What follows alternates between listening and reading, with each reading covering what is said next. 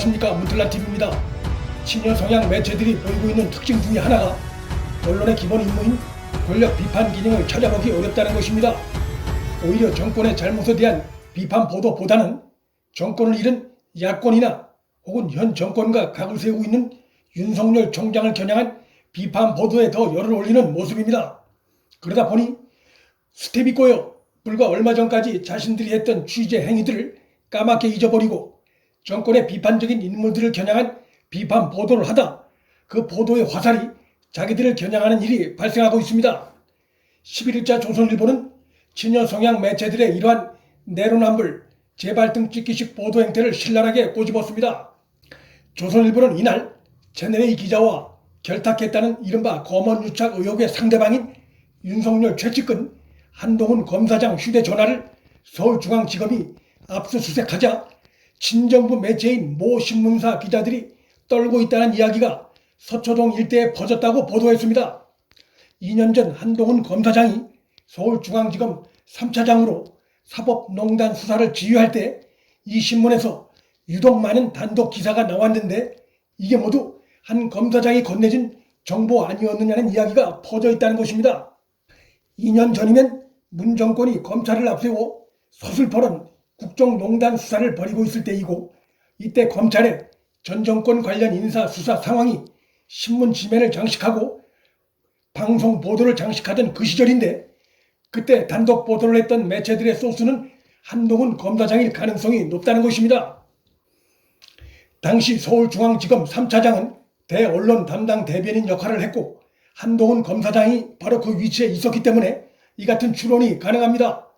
조선일보는 이어서 작년 3월 별장 성접대 의혹으로 검찰 재수사를 앞둔 김학의 전 법무부 차관이 인천공항에서 밤 12시쯤 태국으로 몰래 나가려다 잡혔는데 다음날 아침 친여 성향의 이 신문에 전날 밤 상황이 고스란히 실렸다고 보도했습니다.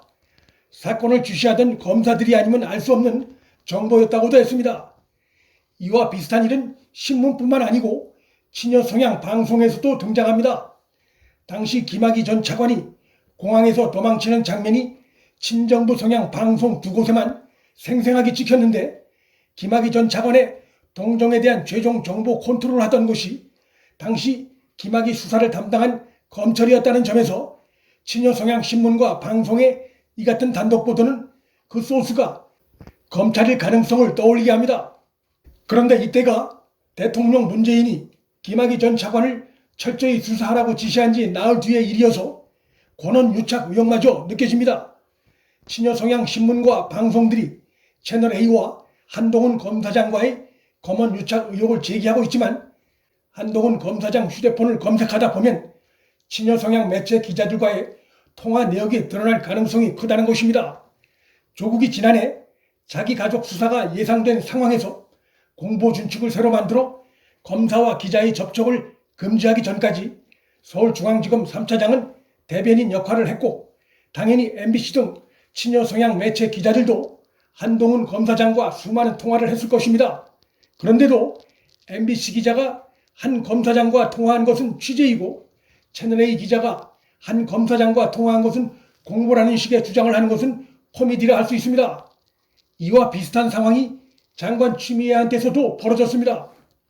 추미애의 윤석열 검찰총장에 대한 수사 지휘권 발동과 관련한 입장문 초안이 여권 인사들에게 유출된 것이 알려져 추미애가 입장문을 여권 인사들과 사전 논의한 것 아니냐는 의혹이 제기됐습니다.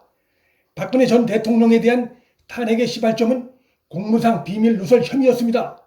똑같은 관점에서 추미애 입장문 초안을 열린민주당 대표인 최강욱이 입수한 것도 공무상 비밀이 새나간 것에 해당합니다. 박근혜 정부 때의 공무상 비밀 누설은 죄이고 문재인 정부 추미애의 공무상 기밀 누설은 면죄부를 받지 않습니다. 만일 일각에서 제기하는 것처럼 추미애의 입장문 가안이 추미애가 쓴 것이 아니고 최강욱이 쓴 것이라면 그 국정농단의 심각성은 더 커집니다.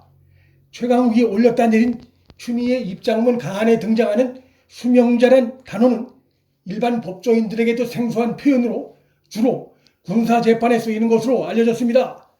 최강욱은 군 검찰 출신이고 실제 자신의 페이스북과 언론 인터뷰에서 수명자라는 단어를 사용해왔던 것으로 나타났습니다. 추미애는 자신이 직접 작성했다고 주장하는 초안이 최강욱을 비롯한 친조국 인사들의 페이스북에만 공개된 이유에 대해서도 따로 설명하지 않고 있습니다. 추미애 메시지 작성에 개입하고 공유하는 외부 비선그룹이 있다는 의혹이 증폭되는 양상입니다. 최강욱은 10일 라디오 방송과 인터뷰에서 장관을 수행하는 비서들이 입장문 2가지가 다 외부로 나가는 것을 알고 지인들한테 보냈다는 것이 그게 그렇게 엄청난 일인가라고 주장했습니다. 참으로 황당한 주장입니다. 박근혜 정부 시절 이런 일이 발생했다면 저들은 기밀 유출이 벌어졌다며 공격에 나섰을 것입니다.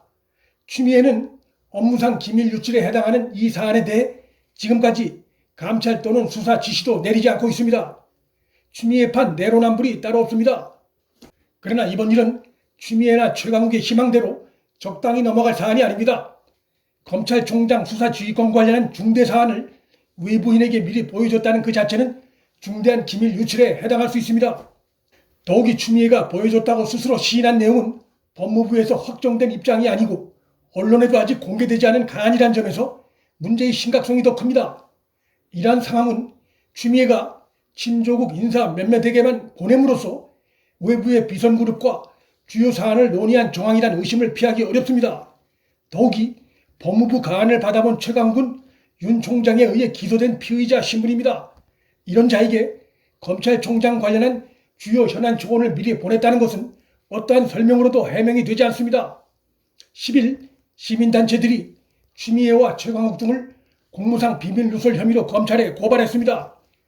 검찰을 향해 그간 고압적 태도를 보여온 추미애와 최강욱이 스스로 언론에 건넨 말들이 서로 꼬이고 있어 이들이 기밀 유출 의혹에서 쉽게 빠져나가기 어려운 양상입니다.